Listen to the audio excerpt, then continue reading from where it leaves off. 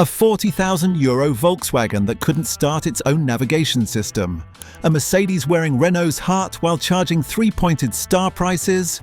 A BMW that betrayed everything the brand ever stood for, yet still demands ultimate driving machine money. I've spent months analyzing manufacturing costs, platform documentation, and insider dealer reports from across Europe. What I discovered will fundamentally change how you see these brands. One manufacturer charged customers €15,000 extra for exactly 37mm of wheelbase extension.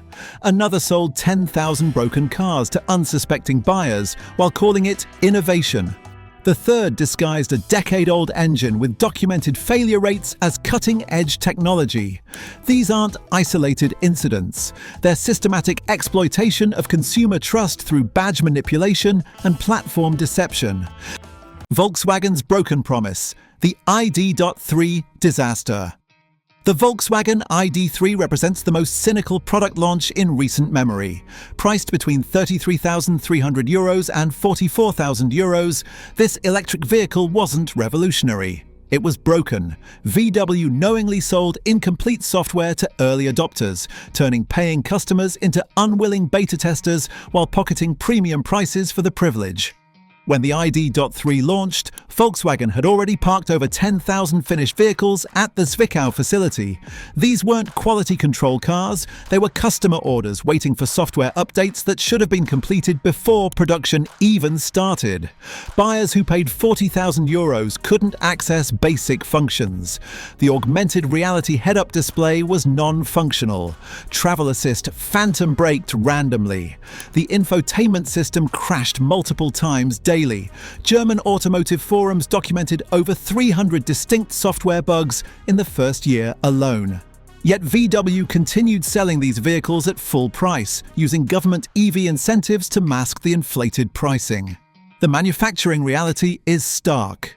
Industry teardown analyses reveal the 58 kilowatt-hour battery pack costs approximately €6,000 to €6,700 at current lithium rates. Add the single motor, interior components and platform costs, and real manufacturing expenses reach around €18,000 to €20,000. Even accounting for development amortization and reasonable profit margins, the ID.3's pricing represents a massive premium for broken functionality. Meanwhile, the Golf 8 started at €28,500 with superior build quality, proven reliability, and no range anxiety. The price difference often exceeded €15,000, yet the older technology actually worked better. VW essentially charged customers to debug their experimental software while marketing it as premium innovation. The 2023 refresh finally addressed many issues, but early adopters had already paid full price to serve as VW's quality control department. But that's nothing compared to what Mercedes has been hiding under their three-pointed star. Mercedes A-Class French heart, German badge.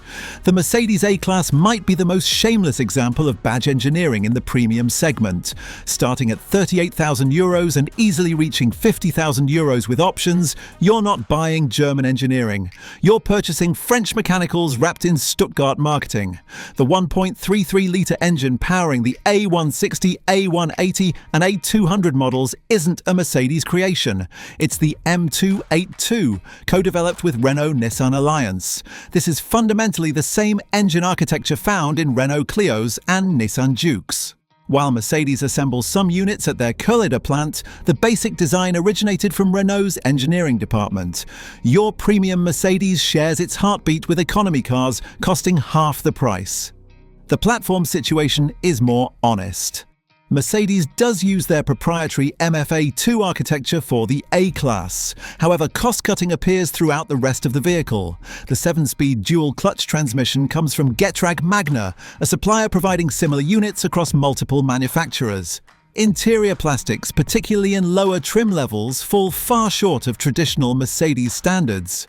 German automotive journalists analysing manufacturing teardowns estimate real production costs between €14,000 and €16,000 for base A-Class models. Mercedes charges more than double that amount, banking entirely on badge prestige rather than engineering excellence. Professional taxi drivers across Europe understand this reality. They purchase A-class vehicles not for luxury, but for Renault mechanical simplicity combined with Mercedes resale values. They're the only segment using these cars, honestly. The profit margins on A-class models rank among the highest in Mercedes' entire portfolio, not because they represent exceptional engineering, but because they're ordinary vehicles sold as extraordinary through marketing manipulation.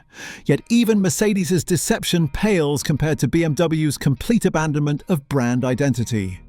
BMW 2 Series Active Tourer, the Shame Tourer. The BMW 2 Series Active Tourer is automotive sacrilege priced like salvation. Starting at €39,900 and climbing past €55,000, this front-wheel drive minivan represents everything BMW previously mocked. It abandons the ultimate driving machine philosophy while maintaining ultimate driving machine prices. Built on BMW's UKL2 platform, specifically developed for front-wheel drive applications, the Active Tourer shares its architecture with Mini models and the BMW X1. At least those vehicles don't pretend to be drivers' cars. The Active Tourer puts BMW badges on van dynamics while charging sports sedan prices. The three-cylinder engines powering most Active Tourers sound agricultural and deliver power like industrial generators. The B38 1.5-litre unit vibrates, drones, and constantly reminds occupants they bought the cheapest BMW available. Except it's not cheap. Nearly €40,000 buys what's essentially a tall mini clubman with sliding rear doors. BMW enthusiast forums are brutally honest about this vehicle. The nickname Shame Tourer appears repeatedly. It delivers Volkswagen Touran driving dynamics while costing €10,000 more. Steering feel is non-existent, handling resembles commercial vehicle dynamics, and the only BMW elements are the blue and white roundel plus the inflated price tag. Platform sharing with Mini significantly reduces manufacturing costs, yet BMW maintains premium pricing throughout. Industry analysts estimate gross margins between 25% and 30% on Active Tourer sales. These margins exceed those of genuine BMW vehicles like the 3 Series, because customers pay for brand prestige rather than engineering excellence. But Audi's Q2 makes BMW's betrayal look like honest business practice. Audi Q2, €15,000 for 37mm. The Audi Q2 represents the most cynical badge engineering exercise from the entire Volkswagen Group. Priced between €35,000 and €45,000, customers pay Audi money for a Volkswagen Polo on stilts with angry headlight expressions. The Q2 uses the MQB-A1 platform, a slightly enlarged version of the architecture under the Polo. The wheelbase measures 2,601mm versus the Polo's 2,564mm. Audi charges €15,000 extra for exactly 37mm of additional space. The engines, transmissions and suspension components come directly from VW Group's shared parts inventory. Here's what justifies the premium pricing according to Audi's marketing department: plastic wheel arch cladding, a different grille design, and the virtual cockpit display system. This advanced technology is simply a configurable TFT screen costing Audi approximately €400, but adding €2,000 to customer pricing. The interior uses harder plastics than standard Golf models, let alone proper Audi vehicles. Automotive reviewers consistently highlight disappointing material quality for the price point. The Q2 exists purely to extract maximum profit from badge-conscious buyers, people desiring 4 rings without authentic Audi budgets. It's the automotive equivalent of purchasing Louis Vuitton keychains because the actual handbags are unaffordable. Except this keychain costs €40,000 and delivers economy hatchback dynamics. Sales data reveals the manipulation's success. Q2 models outsell the more honest A1 by 3-to-1 margins despite costing 40% more for identical underlying technology. Consumers literally pay €15,000 premiums for plastic cladding and the privilege of claiming Audi SUV ownership. Yet Peugeot's platform sharing reaches even more cynical levels. Peugeot 408, fashion over function.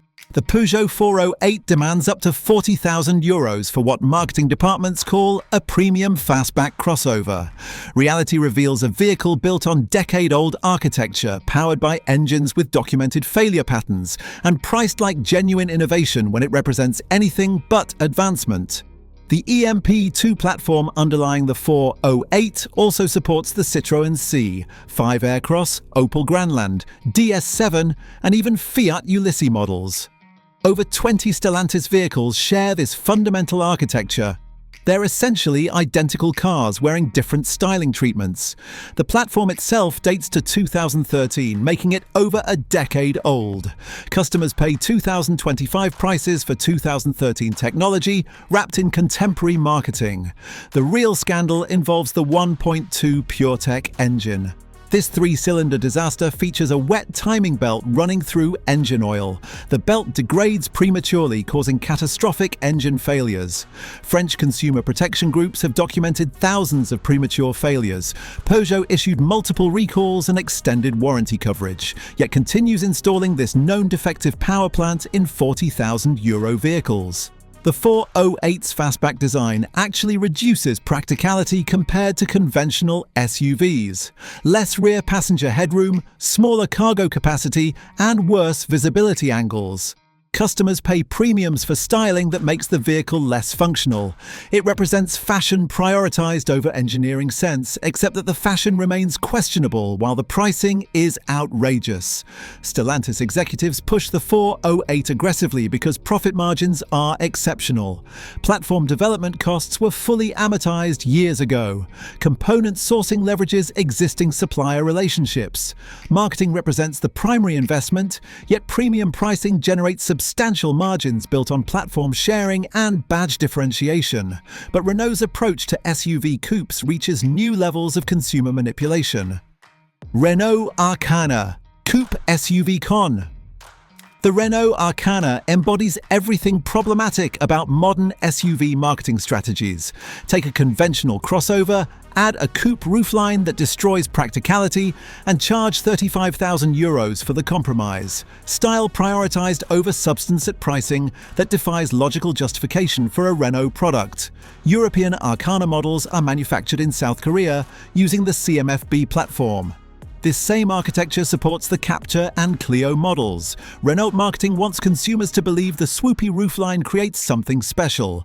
Reality reveals a Captur with reduced headroom and smaller cargo capacity. Mechanical components remain identical, yet Renault charges €8,000 to €10,000 premiums for compromised practicality. The E-Tech hybrid system, while representing Renault's own development efforts, adds €6,000 to base pricing. For fuel savings most owners will never recoup through reduced consumption. The system complexity includes 2 electric motors and a specialized dog clutch transmission, already showing reliability concerns in owner discussion forums. Premium pricing for first-generation hybrid technology from a manufacturer not renowned for electrical system dependability. Build quality issues reveal the Arkana's budget foundations. Panel gap inconsistencies, hard interior plastics, and infotainment systems lacking competitor polish characterize the ownership experience. French automotive journalists document numerous quality problems ranging from loose trim pieces to misaligned door panels. The Arkana exists because SUV coupes command trendy pricing, not because consumers needed less practical captures. Renault exploits styling trends while hoping buyers won't notice they're paying premium money for mainstream mechanicals packaged with compromised functionality. Speaking of manufactured performance credentials, Cupra's Formentor represents badge engineering at its most delusional. Cupra Formentor, Emperor's new clothes. The Cupra Formentor is Emperor's new clothes for the performance SUV segment.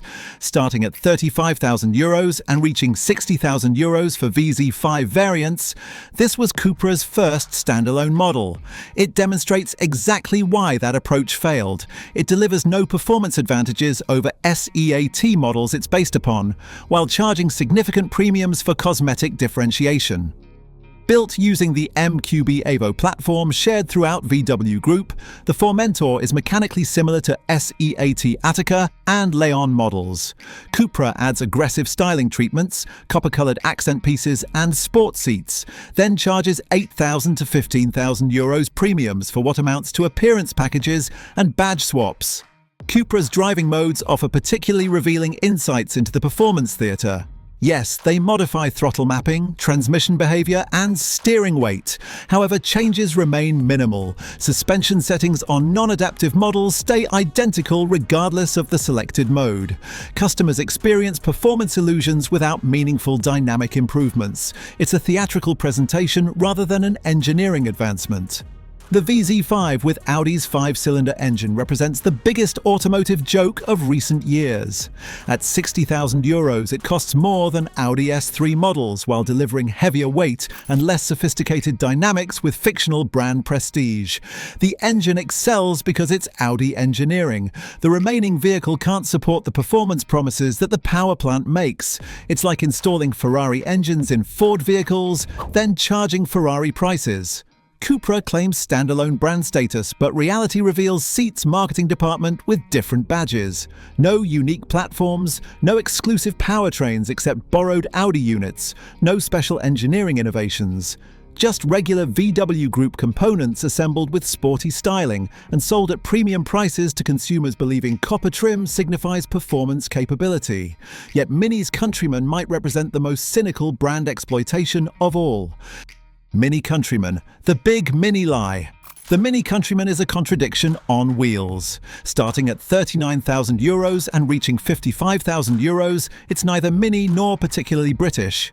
Manufactured in Leipzig using BMW's UKL platform, it's a German crossover wearing British costume jewellery, sold at BMW prices for mini prestige that doesn't actually exist. Platform sharing with the BMW X1 and X2 models extends to most mechanical components. Same engines, same transmissions, same suspension designs. BMW at least admits the X1 serves as a practical family vehicle. Mini pretends the Countryman maintains brand character traditions. It doesn't. It's a large, heavy crossover that handles nothing like Mini vehicles should. Pricing reaches particularly offensive levels. Countryman Cooper S models cost more than Volkswagen Tiguan variants with similar power output and superior space utilization. Premium pricing buys retro styling cues and Union Jack taillights. The British racing heritage Mini marketing aggressively promotes, the Countryman is as British as bratwurst built by German workers in German factories. Future Countryman production will include Chinese manufacturing through BMW's Spotlight Automotive joint venture with Great Wall Motors. Current European models originate from Leipzig facilities, but brand dilution is complete. Mini now means whatever BMW decides it means, usually expensive small crossovers with retro styling treatments. The Countryman exists because BMW needed to amortize UKL platform development costs and Mini required SUV relevance for contemporary markets. Charging BMW prices for style packages on shared architecture represents the real scandal. Customers pay for imaginary British heritage on German vehicles too large to be Mini and too expensive to make rational sense. But the ultimate automotive con comes from France's attempt to create luxury from thin air. DS7, pretend premium. The DS7, now simply called DS7 after dropping Crossback from its name, represents Stellantis' most ambitious deception. Starting at €45,000 and reaching €65,000, it's a Peugeot 3008 wearing haute couture that doesn't fit, sold at prices that insult consumer intelligence. Built on the same EMP2 platform as the 3008, sharing engines, transmissions, and most mechanical components, the DS7 differentiates itself through styling gimmicks and theatrical features. LED headlights that rotate when unlocking the vehicle provide pure theatre. The BRM clock rising from the dashboard represents a gimmick that frequently malfunctions. Watch strap leather seating is regular leather with unusual stitching patterns. DS's active scan, suspension using cameras to read road surfaces ahead, represents genuinely clever technology. However, it's also available on cheaper Citroën C5 Aircross models as advanced comfort active suspension. Same concept, similar execution, but DS charges significantly more for their version with fancier nomenclature. The presidential connection. Macron using an armoured DS7 supposedly adds gravitas to the brand. Using the same vehicle as France's president doesn't make civilian DS7 models special, Any more than drinking identical coffee makes consumers presidential. It's marketing manipulation, targeting status-conscious buyers unable to afford established luxury brands. Sales data reveals the truth. DS struggles across European markets, with the brand's future remaining questionable. The DS7 cannot compete with established premium manufacturers on quality, technology, or genuine prestige. It exists in automotive no man's land, too expensive for Peugeot buyers, insufficiently special for luxury consumers. It's a pretend premium brand fooling nobody except those desperate to appear affluent. The bigger picture: how Europe sells badges, not cars. These 8 vehicles represent modern automotive cynicism at its worst. Platform sharing isn't inherently problematic. It can reduce costs and improve reliability when implemented honestly. However, when manufacturers exploit it to charge premium prices for ordinary vehicles through badge manipulation and marketing deception, it becomes systematic consumer fraud. The financial realities are particularly revealing. Industry analysts estimate platform sharing saves manufacturers 20% to 30% in development expenses. These savings rarely reach consumers. Instead, brands create artificial differentiation through styling treatments and marketing campaigns, then charge premium prices for fundamentally identical vehicles. The Volkswagen ID.3 charged early adopters to beta test broken software. Mercedes A-Class uses Renault engines at Mercedes pricing. BMW Active Tourer abandons everything BMW represents. Audi Q2 is a polo wearing makeup. Each represents brands prioritizing profit margins over consumer value, exploiting badge loyalty, and buyer ignorance for maximum financial extraction. Consumer awareness is growing, though. Resale values for platform-shared premium models depreciate faster than their honest counterparts. Audi Q2 models lose value quickly than A3 variants. DS7 vehicles depreciate like Peugeots, not luxury cars. Market forces are correcting manufacturer deceptions through depreciation reality. The solution remains straightforward. Purchase honest vehicles, not badge-engineered alternatives. Skoda Kamiq models are mechanically identical to Audi Q2 variants, but cost €12,000 less. Seat Ateca delivers everything Cupra Formentor promises without pretentious markup. The Peugeot 3008 accomplishes everything the DS7 attempts for €20,000 savings. Every overpriced badge-engineered purchase encourages more identical behavior. Every informed buying decision prioritizing value over badges sends messages that European automotive manufacturers need to hear. Customer respect beats exploitation through marketing manipulation. Share your worst badge-engineered experiences below. Which platform sharing scams anger you most? I read every comment and respond personally. If this investigation saved you from overpaying for dressed-up economy cars, subscribe for more automotive truth-telling. Next week, I'm exposing 7 European engines deliberately designed to fail after warranty expiration. The number 3 power plant problem is so widespread that independent mechanics refuse servicing them. You won't want to miss that revelation.